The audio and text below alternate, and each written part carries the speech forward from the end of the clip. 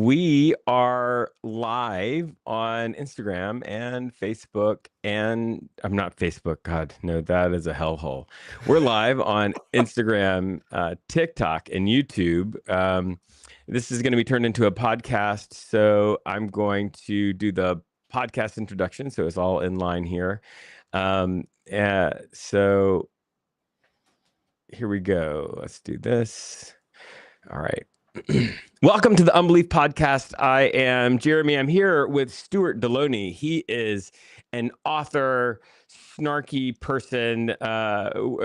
He's part of Snarky Faith, right? He does Snarky Faith, which is really great. He is also the author of a really brilliant new book called Tribulation Survival Guide, which as soon as I saw the title, I was like, I have to talk to Stuart. Stuart and I have talked on a couple of other podcast places.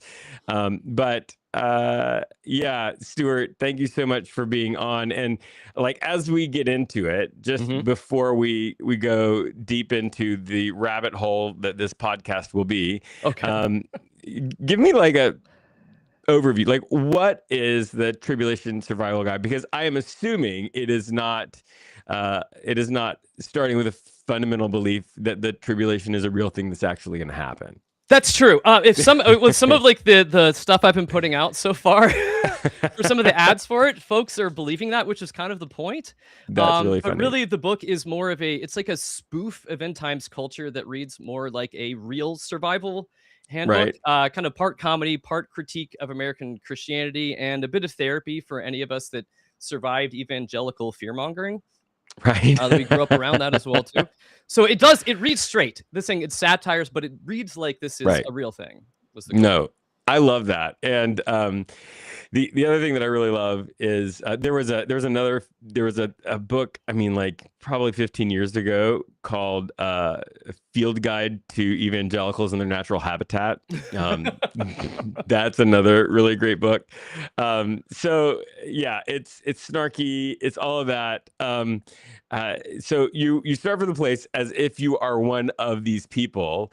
So how did this is a very a very, in some ways, controversial topic amongst people, especially because there's been so much trauma around it. So, how did you decide to like to go with humor and satire instead of some sort of point by point refutation of takedown of rapture culture and things like that? Because it's not fun. It's not fun. Right. It is not.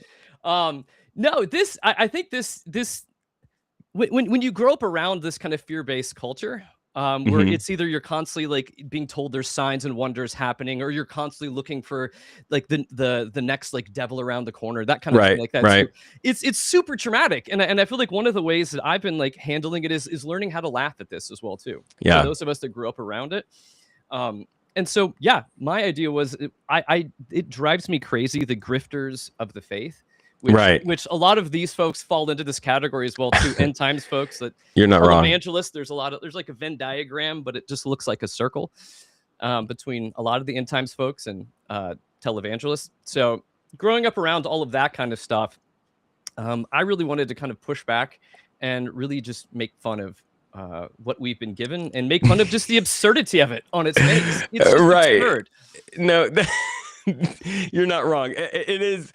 Okay. So as you are, I know you're also like a comedian. So when you're looking at tribulation, you're thinking, okay, what if this is the most ridiculous? Like if it was in a stand-up routine, it would kill. Like when you're thinking about all of this end time stuff, what is the one that you're like, oh shit, this is insane? Some of this, oh gosh, I always just loved it. Part of it because I will mention these like kind of like I've got like a Hall of Fame section of those that have given us predictions in the past. I've always just loved how that folks that continuously move the goalposts, like, oops, wait, I got that prediction wrong. Sorry, they continue to have followers. They continue to have people that give them money and stuff like that. Like, come on, fool me once, shame on me. Come on, folks.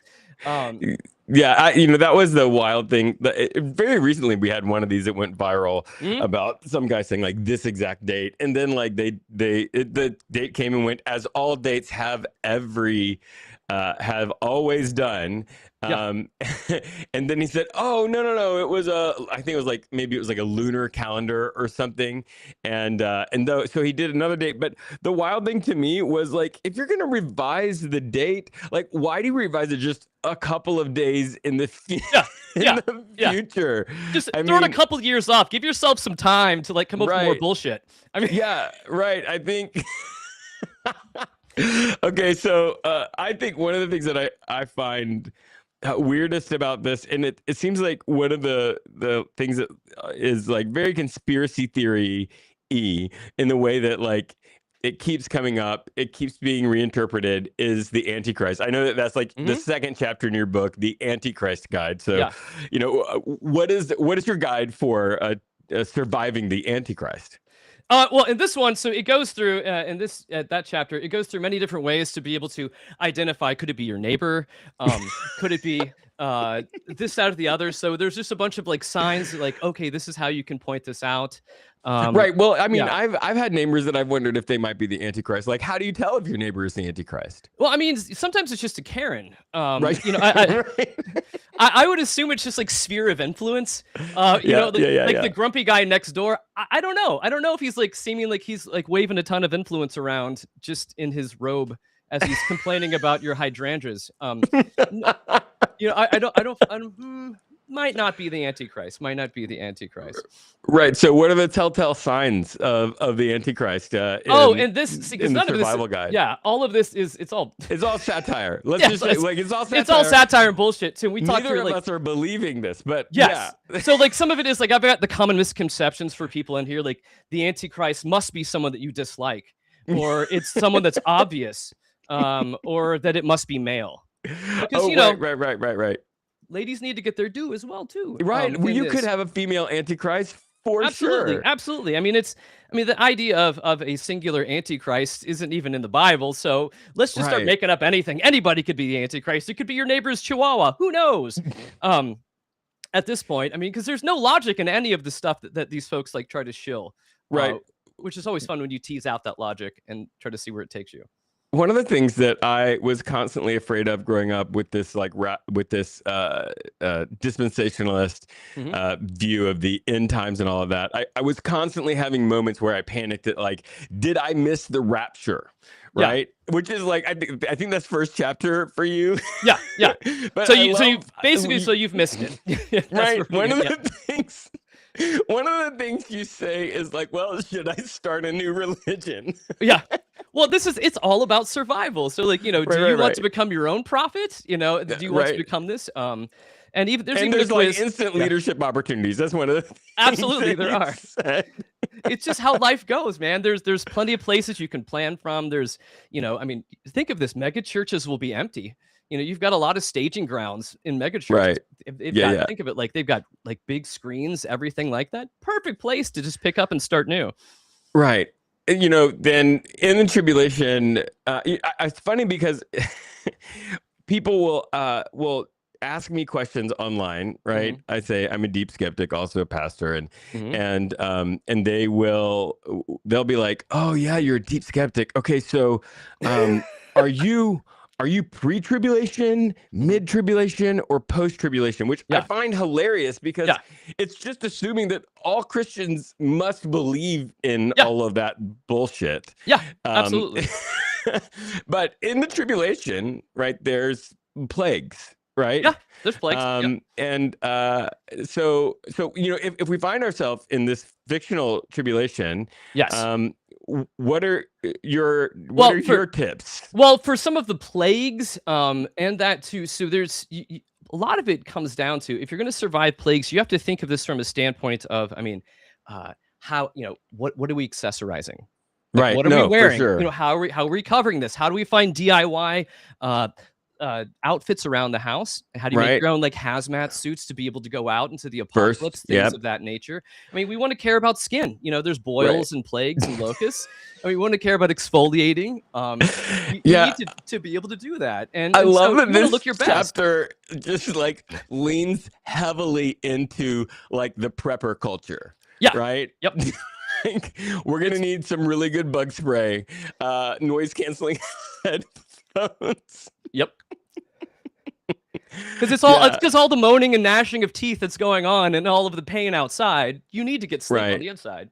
Yeah, no, for sure. So, so then we've got the problem with false prophets, right? Yes, false prophets.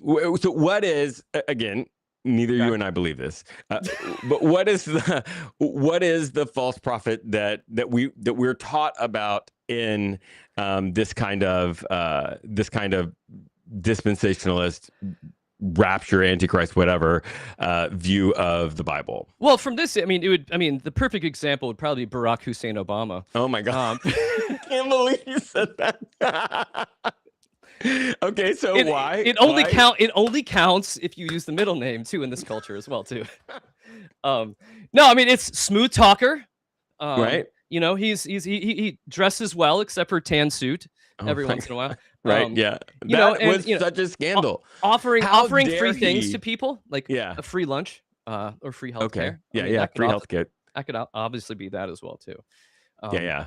But I've always found it funny though that like you'll hear people like pastors that are like these greasy grifters that are telling you like who to look out for, and they're essentially just describing themselves. Right. No. Oh my gosh. Watch out for these guys. Right. You have one of the things that I think, and so when you're talking about the former president, I just can't bring myself to say all three names, but so let's just go through your handy quiz to decide who's in it for the gold, because I think you say one of these could be it. So let's see. Does the prophet have a branded jet? I mean, does Barack Hussein Obama has his own? No, I'm pretty sure he does. He no, he doesn't have his own branded jet. He's he got a Netflix deal. Come on, baby. Right. I think he does like commercial private, right? Like, okay. Yeah. All right. How many times have they updated their end of days predictions? That's true. Obama wouldn't fall into this exactly, but no, right. On the other side too, but yeah. This fits a lot of our prophets of today, though. No, not wrong. Do they sell miracle cures or spiritual vaccines? Yeah, I think there's also we could do this about Joe Rogan. Yeah, could he not be a prophet in certain people's like circles or minds as well too? In the tribulation kind of mindset. Okay, how do they respond to criticism? With lawsuits and threats of eternal damnation because freedom of speech doesn't apply to them, or with humility and a surprising amount of good humor, as if they're in on the joke? Former president, was the first one. Barack, he'd be the second one. He'd act like he'd be the second one for sure.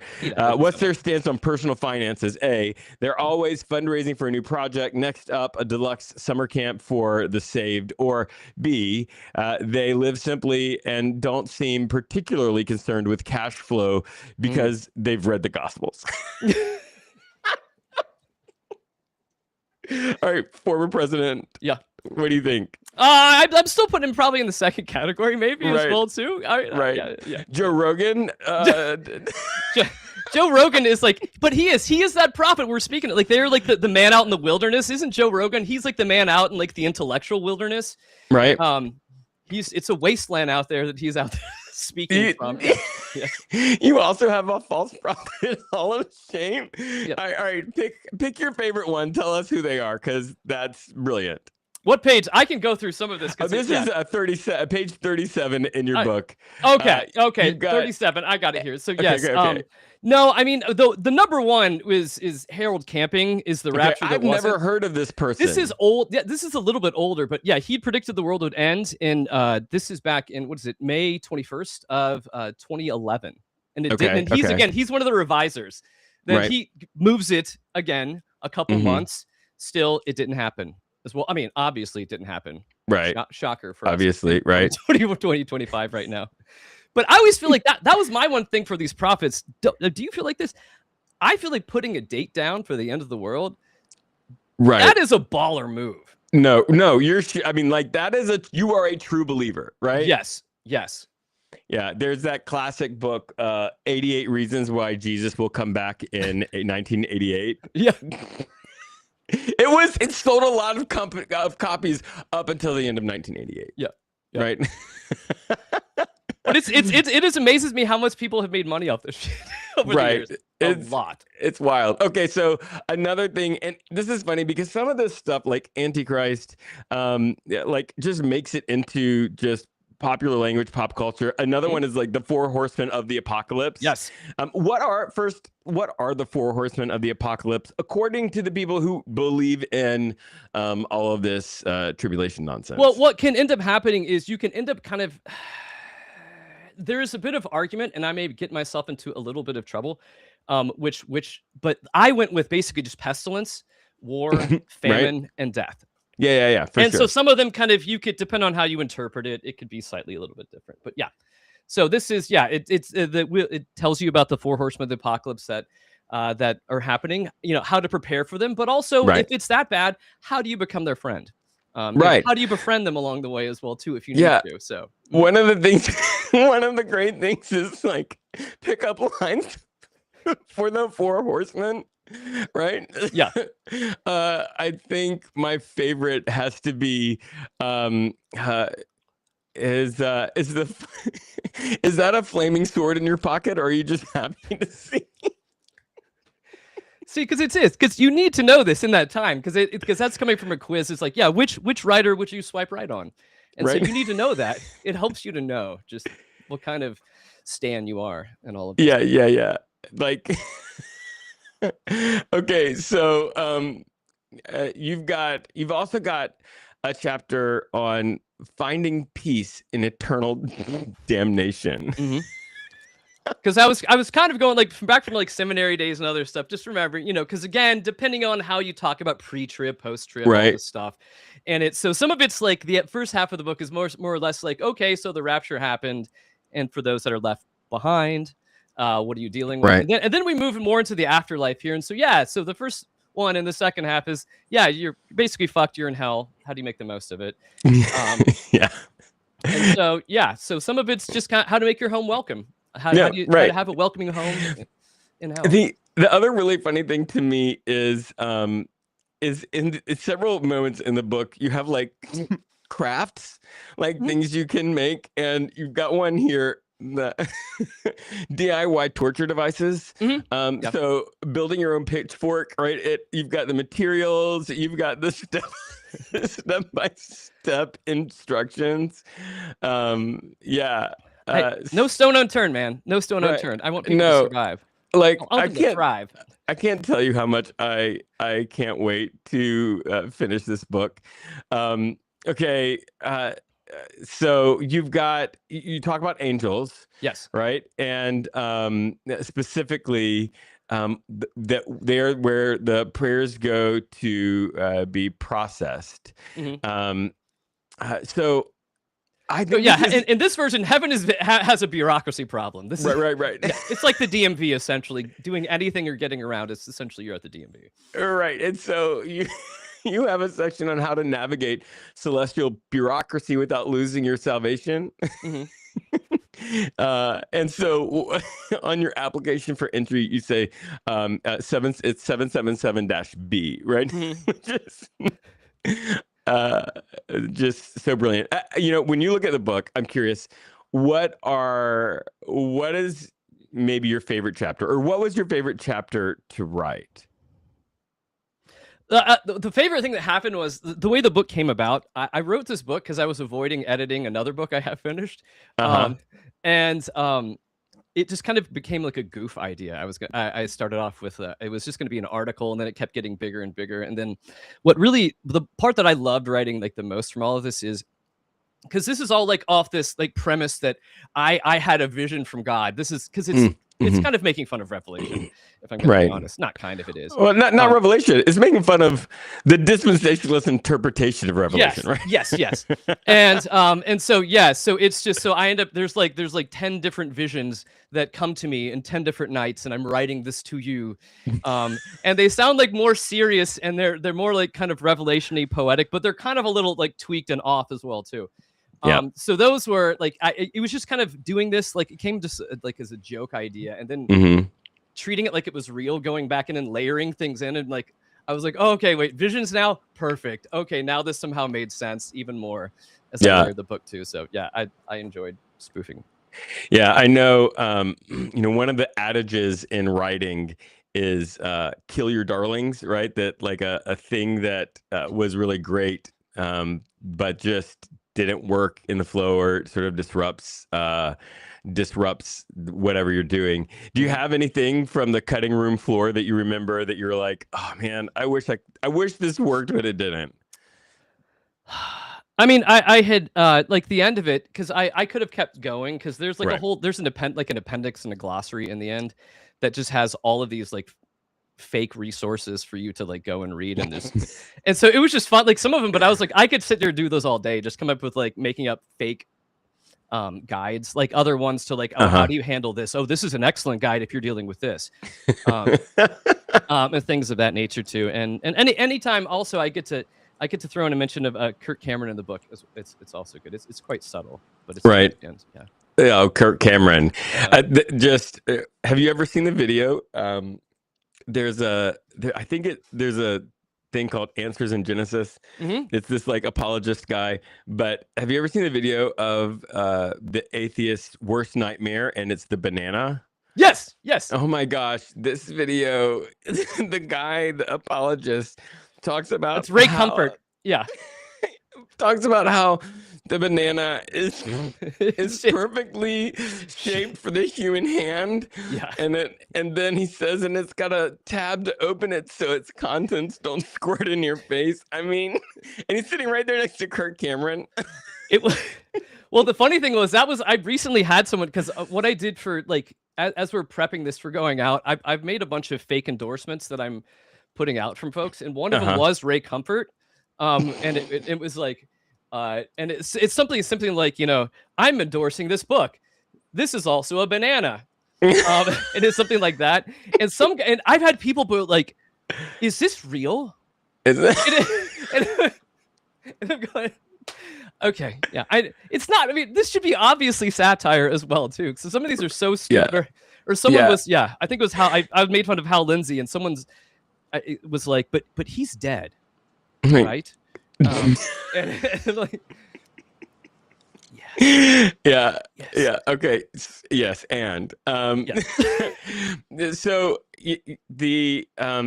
so when you look back, I'm curious about these pop culture things. This is going in my head. What are some of the ones that you find the most ridiculous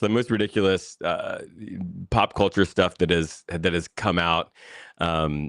Throughout the years, right? What are some of the ones that you're like, oh my god? I love that they needed to reboot the Left Behind movie and do it with Nicolas Cage. I thought they were just like, yeah. Also, when I we can do this better. When I saw Nicolas Cage was in the new Left Behind movie, I was like, this is perfect. Yeah. It's like National Treasure meets horrible theology, right? Yep. Yeah. That was another one, because Nicolas Cage has endorsed this book as well too. No, someone else is really confused. Right. It's like me throwing that one in there. Also, it really feels like you're trying to get a lawsuit. A little bit. Which is just it's a fun time to be alive, man. Like, no publicity is bad publicity. No. It says non-endorsement really small across it. Come on, it's fine. Yeah. Not an actual endorsement. Yeah. Okay. So what are you've made all these ridiculous ads. What's your favorite one of those that you've made? Okay, so this one, some of these aren't coming out. I've got like a whole different slew of them that are coming out. There's TikTok ones we're doing, and it's been the joy of trying to trick Sora into doing really weird stuff. But I've got one. It still makes me laugh, and it's so stupid. But it's just it's a video, and it's like a slightly bald and greasy guy, and he's like in a diner talking really close to you, and he's like, "Well, with the supply chain issues going on right now, I've had a little hard time getting my little blue pills." And then he's like, "But I found the answer: angel pubes." Oh my god! I just sent that to like some dude I used to work with in ministry years ago, and I was like, okay, how does this hit? And he's like, oh my god, yes. I was like, okay. Yeah. Also, you're going to hell, but Oh yeah. but we'll be there together, so it's fine. Yeah. We'll accessorize. We know how now. Right, we've got all the accessories based from your DIYs and all books. sorts Yeah, of stuff. the DIYs, the how to make a pitchfork. Yeah, this book, the Tribulation Survival Guide. Stuart Deloney is from Snarky Faith, and I can't tell you like. I really appreciate you being on the podcast. This has been a ton of fun. Mm-hmm. Everybody should go get Stuart's new book. It's with Choir Publishing, and they also are the one who published my book, How to Not Suck as a Christian. Mm-hmm. So, Stuart, thank you so much for being on the podcast. Absolutely. I really appreciate it. The book comes out the 13th of January. Yeah. For those of you who are on the live, this is the time to pre-order. Yeah. Right? Yeah. All right, so live audience, you have Stuart Deloney, one of the funniest people I will ever get to interview and bring on the live. If you want, just a snarky comment, right? Or maybe you screen record and ask him to give a message to your fundamentalist. I don't know, if you've got a question, go ahead and put it in the chat for me or for Stuart. You can do serious questions. You may not get a serious answer. No guarantees there, but we're going to do some Q&A here in the chat. Stuart, do you ever perform live? Is that a thing that you do? Or are you just an interweb personality? Do I perform live? I mean, that's I charge by the hour at a hotel for room sure. For that. But perform live? No. No. Yeah. So like, if we've got a church potluck, we can't get you up on the stage, right? I have a friend of mine who's a pastor, and this is a couple years back. I'm preaching at his church as well too. But he's like, I got to tell you this. You realize you can't say fuck from the pulpit. Right. Just as if I've never worked for a church before. Yes, I understand that. Yes, I can do this. I understand how to code switch. I can not swear. Right. If I don't want to. I do have some self-control. Really, yeah. Amen. Fuck yeah, Matthew 24. That's awesome. Yeah. Ooh, this is the wrong crowd. Oh wow, I crossed the line. Yeah, no, that's something that I whenever I go to speak at a church, I often ask them, like, is this a cussing church or a not cussing church? Like, I'm not gonna say the F word, but if I say damn or shit or bullshit, like, is that gonna and it's really funny. A lot of people are like, yeah, it's fine. But every once in a while, like, the reaction is like very awkward. Like they feel like they're gonna not be cool if they say no, but they also know that, like, this is not okay. Stuart, do you have any podcasts, or I know that you have Snarky Faith. Yep. Right, and everybody needs to do that. I'm on. Yeah, Snarky Faith's a podcast. It's also a column over on Pathos as well too. I also hang out with The Unlearning Curve. It's three dudes that just talk about mental health, church bullshit, and other things of that nature as well too. I'm on that podcast. We've got go ahead. Go ahead. No, and I was saying, and you and I we got to be like surrogate parents for the Heretic Happy Hour for a month, but we never got to be parents at the same time. It was just, you can't cross the streams. It was like a divorce. Yeah. No, it was sad. Okay, so here's a question: how do you respond? This is from it's Iota on Instagram. How do you respond to someone who often concludes their statements with, and that's what the Bible says? That's adorable. Because it's. How do you? The question is, how do you deal with someone like that? Yeah, and here's. I think some of it's temper expectations. If you're having a conversation with, they're like, well, that's what the Bible says. My expectations for a good conversation have gone down significantly. Why don't we do these Q&As? Like, you give the ridiculous snarky answer. I'll give a serious answer. So what's the thing you should definitely not say this, but what should you say? I mean, so wait, we're going. So you're doing good versus this is like good cop, I'm bad just gonna cop. do a straight answer. Like, here's Okay. the thing that you could actually say. Oh, You're okay. just So gonna like do if someone, something so the question, hilarious. so is basically, so if someone usually ends their phrases as, well, that's because that's what the Bible says. Yeah, that's what the Bible says as well too.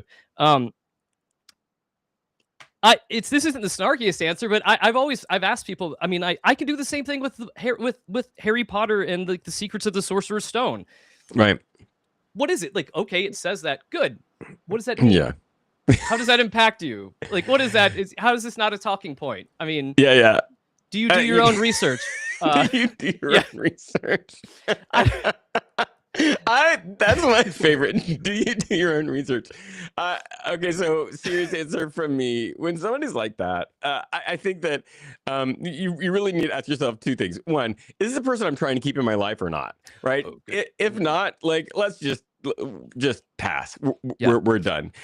If it's like your mom or whatever, I think one of the things you can say is like, right, like, if this is correct, like, I believe the Bible too. I just don't believe that's what it says. Right. And they'll say, well, it's there in black and white. And you say, well, the Bible was written thousands of years ago. So like, we need more than just the literal interpretation to have a conversation. But again, you're going to have thousands of these conversations. So don't try to do it all in one. Right. Like, the way to answer is also to be if they like, that's what the Bible says, and be like, KJV only, right? That'll tell you everything you need to know. The authorized, how they answer that question. The authorized version. Yeah. Right. Yes. Absolutely. Oh my gosh. Authorized by King James, who was a horrible person and not authorized by God. But if you've got a question, supposedly also King James was a bisexual, which also is really hilarious. Right. As well. This is according to the internet comments, this is a well-known, well-grounded fact. If you've got questions that you'd like a snarky answer and a serious answer to, go ahead and put those in the chat.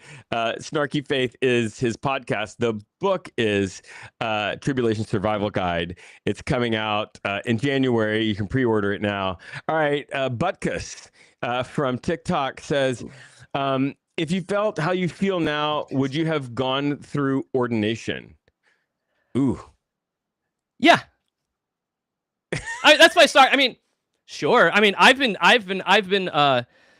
frocked and defrocked as well too. So I've been through both sides of the frocking. Right.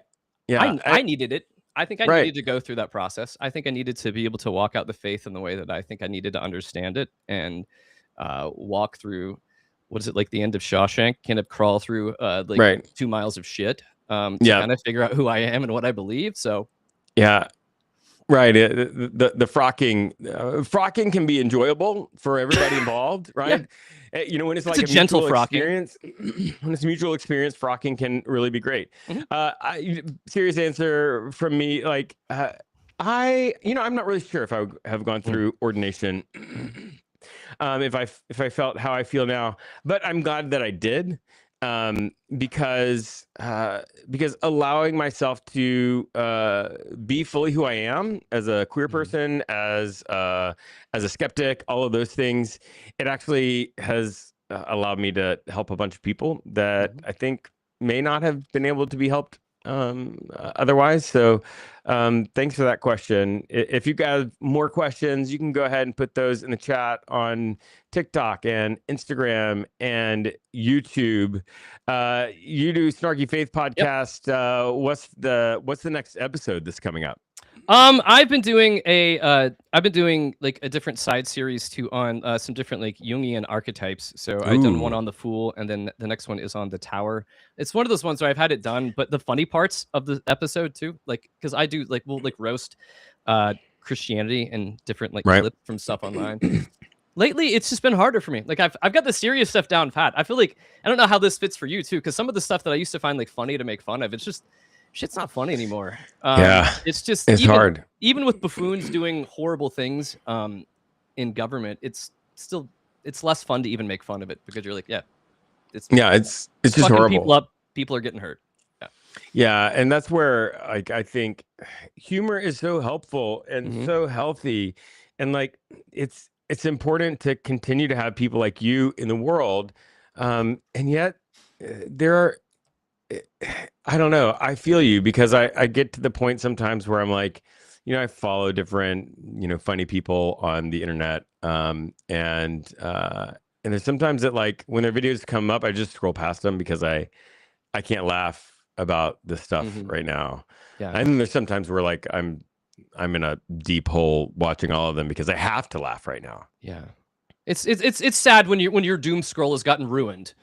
Right? In the place you're in. You're like, oh, I'm too depressed to enjoy this doom scroll today. Or I'm too upset with the way the world is because it is, My mom says it's not my mom. My mom somehow is on this live stream. Hi, Mom. I Hi, Mom. didn't know that you are on my live streams, but it's nice to see you. She's currently wanting to know what I should get for Christmas. If anybody has any ideas of things that I should ask for Christmas, Jeremy, what do you need? What brings you joy in your life this season? Really, nothing. My life Nothing? is awful right now. There is no joy in it. But if you've got some Christmas gift ideas, no, I don't want to talk about that. I'm trying to ignore that and shut that down. Okay. But Stuart, like, give me some Christmas gift ideas. Like, what should I? Okay, what should I ask for? So this time Mom, of year, just pay attention. Yeah, I would send think some of Amazon links later. You need something that's going to keep you warm. I'm trying to think like almost like a maybe like a flannel onesie, because if you're pushing all of that down, you need to be like warm when that's happening. And with it's a flannel, it can catch the tears that are coming off as well too when you're in your dark place.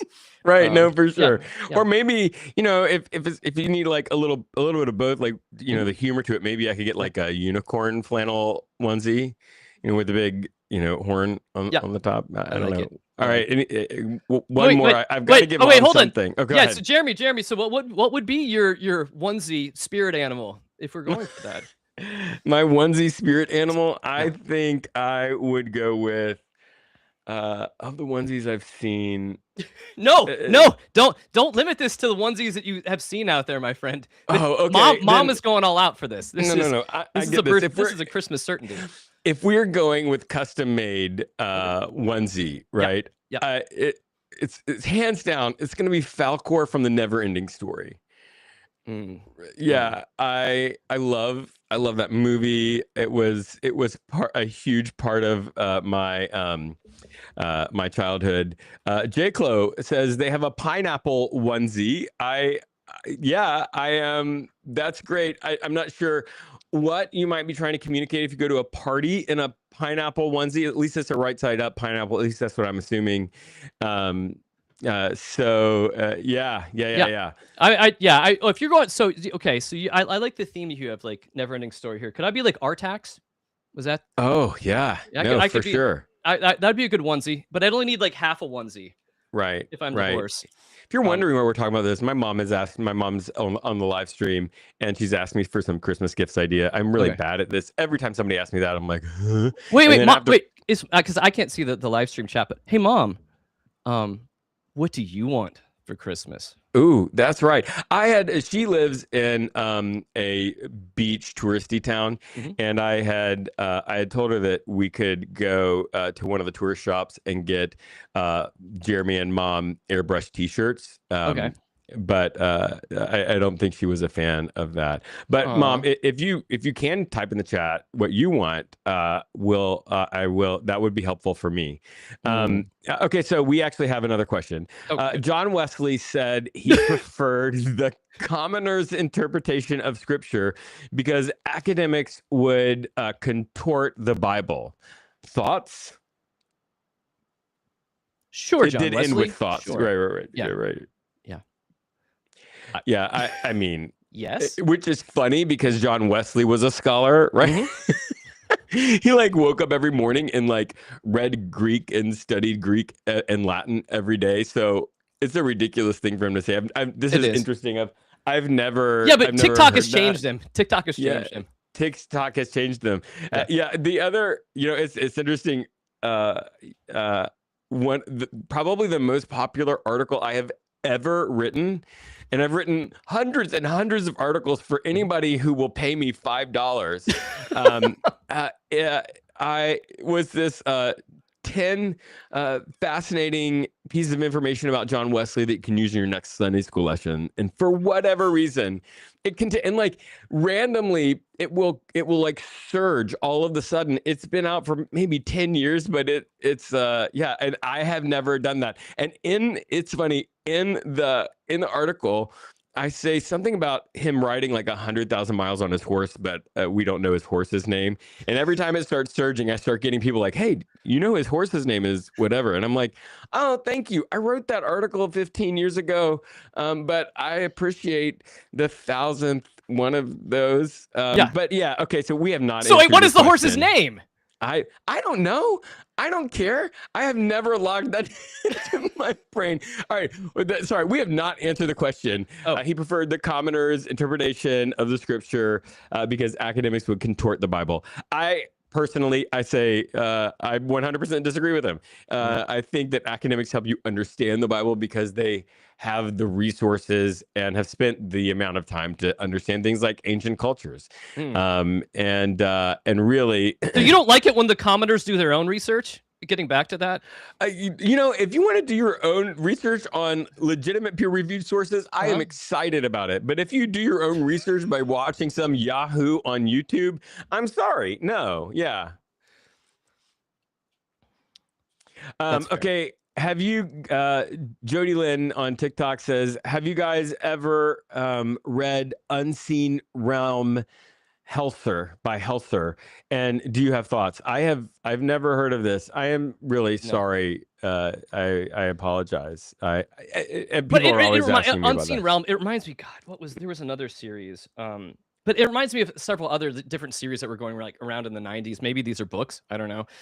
This Present Darkness, that was one of them. That was like popular. This Present Darkness was the first novel I ever read all the way through from beginning to end. And this is when you were 30? No, I was a teenager and I went to the family bookstore and like it had like, it was like Stephen King and I remember, my dad grew me up on horror movies and I loved it and I was like, oh yeah, great. And I read it and like I was in middle school and so like my prefrontal cortex was not fully formed. I thought this was all the way it really worked. Yep. And I was like wondering about demons and angels and new age stores and like was really afraid of the new age section in the bookstore. I didn't even want to go past it because a demon might get on me. Oh my gosh. Yeah. Oh, that's the time period. That was a golden age. Like back when they were like people were worried about backmasking on like records. Listening to records backwards. Oh yeah, this other kind of stuff. That was that's some like adjacent satanic panic stuff, which is beautiful. No, for sure. And then I became this Frank Peretti. One of my personality attributes is becoming a fanboy. I am currently a fanboy of Apple, of Chappell Roan, of Troye Sivan, and you know, of I've picked up that what's the show that is man. Anyway, whatever. I became a fanboy of Frank Peretti, read every single thing that he came out, got his books on the day they released. Yeah, and now I look back on that and I'm like, man, that was so, like, there's something about fiction that can indoctrinate in a way that a sermon can't, right? Yeah. Even though oftentimes they're both fiction, depending upon how it's being preached. But okay, so what is your most embarrassing Christian fanboy? Like growing scenario up? Or whichever. Yeah. Oh yeah, man. Oh gosh, this is so embarrassing. Benny Hinn, man. I was a super Benny Hinn fan. I didn't ever get to go to one of his things, but like you never got his what is it? He never swung his jacket over you in power. He didn't, but I read all his books and I watched his broadcasts of his like blowing on people and like I reached out my hand to the screen. I did the whole thing, man. Oh my gosh. What about you? What was your well, this isn't fanboy. I was saying, I don't know if it's the most embarrassing one, but the first one popped in my head was like being like a John Eldridge guy. Do you remember Oh, like when Wild at geez. No, Heart I and all remember those John like Eldredge. just like the chest beating and all of that time period as well too? Yeah. Yeah, toxic masculinity at Yep. its Yep. finest. It was. It was. I even went on a retreat. You With did. Did you go Eldridge like himself. with him? Yes. Oh my gosh. Yeah. We got snowed did in. You touch the hem of his Patagonia fleece? I did. Yeah, I was even able to. Yeah, I got to. I got a clip of his beard. I still have it in my wallet. Whenever I feel sad, I just rub it against my. Oh my god, this is so weird. No, I remember this. Like we were at this retreat. Yeah, like so many grown men crying about all of this, about how there's a bunch of white men that have been marginalized their whole lives. Right? Yeah. The We victims of hurt. society, right? We hurt so much. Yeah, lots of. Oh We've my been gosh, persecuted. So we are in Christmas time, Stuart. Yeah. I'm curious. And by the way, my mom is watching. I'm accepting any Christmas gift ideas that I can give to her. I'm bad at asking that, but I'm curious. As you grew up, and I've got one. I'll lead out. But as you grew up, what is the worst Christian Christmas gift that you ever got? For me, I had this like this. I think she was a god. I feel like I had like 100 godmothers, but she was a godmother, and she was also involved in this like weird Christian cult in our area, and she brought me a sweater that had the entire 23rd Psalms hand stitched on the front. And clearly somebody had spent so much time on it, but I looked at it and I was like, and she knew that like I wanted to be a pastor, right? Like, and I looked at it and I was like, I can never wear this. How old is this? She's giving you a sweater. This isn't like little Jeremy getting a sweater that's itchy as a kid. This is adult Jeremy. Yeah. All right. You still have it? No, I'm no, I don't. Okay. Well, what about you? She's also listening to this. Your mom's friend is also listening to the show right now, and she's in the chat right now. She's devastated. I can't remember her name right off the top of my head, but Mom, if you ever find that, I'd love to frame it or something. Or actually, I'll mail it to Stuart. Yeah. I'll wear it. I'll put it on. All right, what about you? Christian Christmas gifts? It's like they were always just like lame stuff. I remember like you get like Christian action figures where it'd just be like David and Goliath, and it'd be like these aren't like what? Like mine was in reverse. Like I remember getting like a whole like He-Man set, like Castle Grayskull, all this cool stuff. 2 months later, my mom's like, "This is demonic." Right. All Christmas in the trash right now. It's one of those ones where it's like she's like, I feel so much better about myself. And as a kid, you're like, yeah, I'm so glad you feel better about yourself right now. Yeah. I was all into He-Man. There's all the signs of being a queer person growing up, and but whatever. I was really into He-Man, and I remember my parents both went to work really early. So I went to this Southern Baptist church who would like feed you and take you to school in the church bus. And I was talking to them about He-Man, and they just went off the cliff. Like Castle like Magic. they had all of these like reasons why it was whatever, and I was like in elementary school, and I was like, I remember thinking like, these people are crazy, I'm gonna go watch He-Man. So okay, actually somebody is giving a call back to our conversation about me embarrassingly when I was a child being a fan of Benny Hinn. Yes. Steven says in Instagram, he prayed for me and told me it was not my time. That's got to be so demoralizing. The whole crowd, he blows soon, and whole but not yet. Sections of a stadium fall down, and he goes to you. He's like, nah. Yeah. God's not ready for you right now. Yeah, I'm gonna heal all these people, but you, not Terry. Fuck you, Terry. All right, we are at the end of our time. Stuart, this has been a whole lot of fun. To be honest, I wish every week you and I could just live stream and bullshit together. I've laughed more. Sounds like a buddy cop show. Snark and Steel. Snark and Steel. I've laughed more in the last hour than I have in the last years. So anyway, thank you so much. Oh, we got restricted because of harassment and bullying. So we lost the TikTok stream. Anyway, all right, we'll have to appeal that. I'm sorry. It's probably my fault. No, who the hell? I mean, we were bullying Benny Hinn. All right. Well, It thanks was to Benny everybody. Hinn on the chat. Benny Hinn, gosh, Benny Hinn. All right, so here we are. Thank you so much, Stuart. Yeah, for those of you who are still watching on Instagram and YouTube, thank you. And on TikTok, I guess screw you guys. I'm sorry that happened. TikTok overreach. Okay. Thank.